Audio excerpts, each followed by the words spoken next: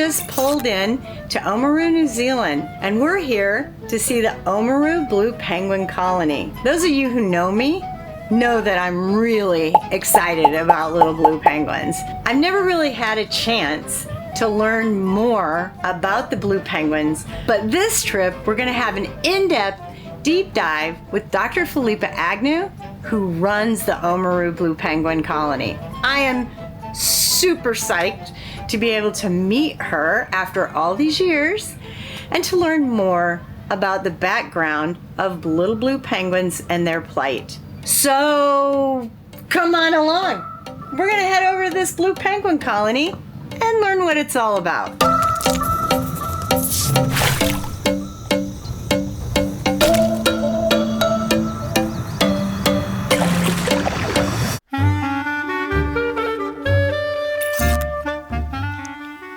Hello, we're in Oamaru, right up the street from the Oamaru Blue Penguin Colony, and we're gonna go see them tonight. Unlike this guy, who's all white, the real little blue penguins are white on the front and blue on the back, and the reason is that way they're predators in the water.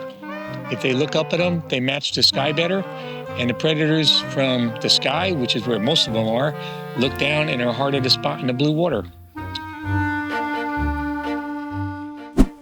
Hey guys, I'm Dee from Soul Searcher, and we're here on the beautiful South Island of New Zealand in the town of Oamaru at the Blue Penguin Colony. We're here to meet with Dr. Philippa Agnew and learn some stuff about blue penguins. So, come on, let's go.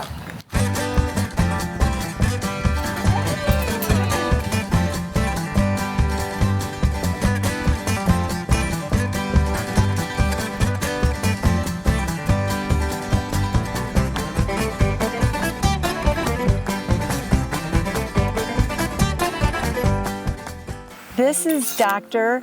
Philippa Agnew, aka Pip, who is a head scientist here and running the whole show at the Oamaru Blue Penguin facility in Oamaru, New Zealand.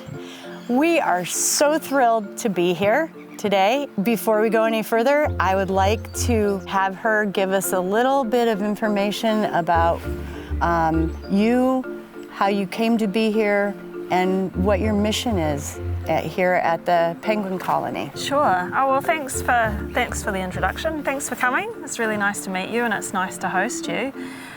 So I've been working here for around 17 years. My role started as a mix of environmental work and working on the tourist side of things too. So I used to do the evening commentary and that sort of thing. But then it became more involved in science and research as through time we've developed a lot more of that work. So here at the colony we put a lot of investment into monitoring the penguins because they're the focus of our operation. So we need to make sure that what we're doing as a tourism operation isn't impacting the birds. So we have a weekly program where we check all of these nesting boxes and record the contents in each one. So you're interested in the science of the birds, what the birds are doing, their well-being, monitoring them, and learning what impacts them and what keeps them healthy. Yeah, we feel that it's so important because we are here basically in their space, in their home. We want to make sure that we're having as little impact on them as possible. And so how we achieve that, we've got three key things really that help protect the penguins. That's reducing predation from introduced mammalian species. So we have stoats, ferrets, weasels, rats in New Zealand, and even dogs and cats might try and attack the penguins. So we reduce all pressures from predation for the penguins. We limit where people can go. We have boardwalks and viewing stands.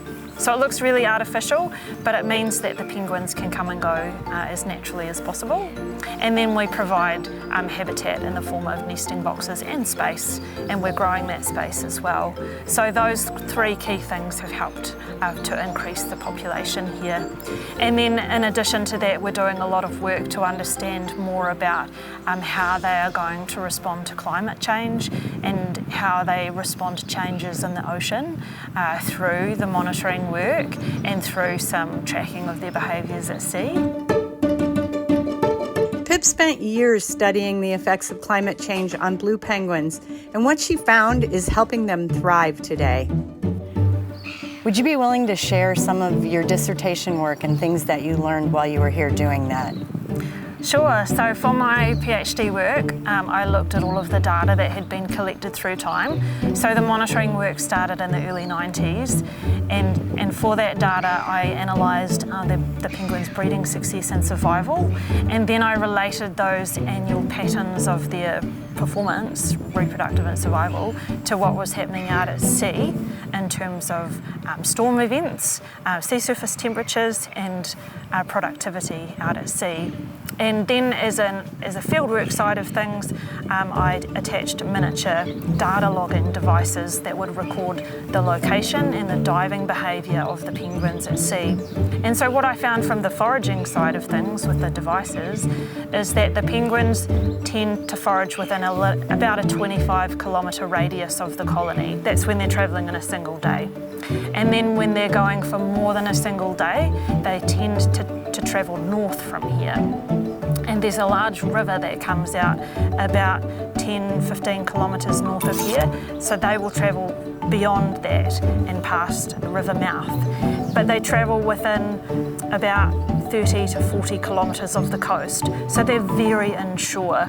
And that means that what we do here on land will potentially have an impact on them because they are foraging so close to the shore. And so then another thing that I found for my PhD was looking at those storm events, and I could see that they were having an impact. And we could see that straight away through time because the storms impact the number of penguins coming ashore, they impact their breeding success, and in really bad years it would impact the survival as well.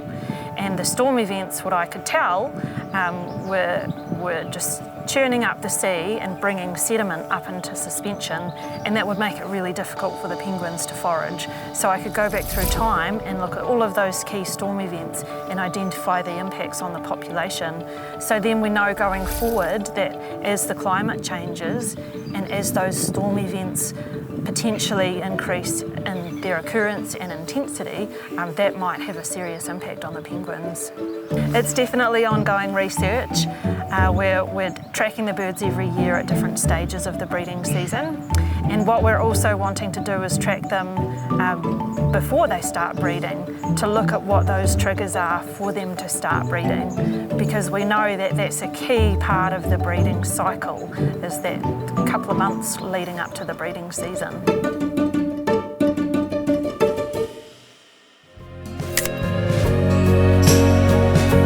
Next time on Bob and Dee's Soul Searchers, we're going to take a closer look at the seals all around the colony, how the staff monitors the penguins coming and going from the colony, and meet Henry, who facilitates the rehabilitation of injured or lost penguins. Until next time, keep searching.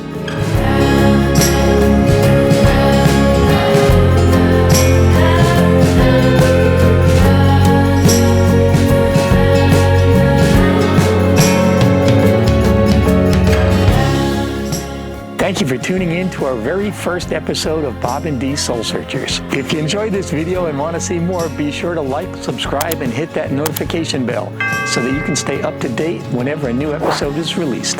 Since this is a new format, we'd appreciate any and all feedback on this video. What was your favorite part? What did you like or hate? Drop your tips in the comments below. Keep on searching. Bye-bye.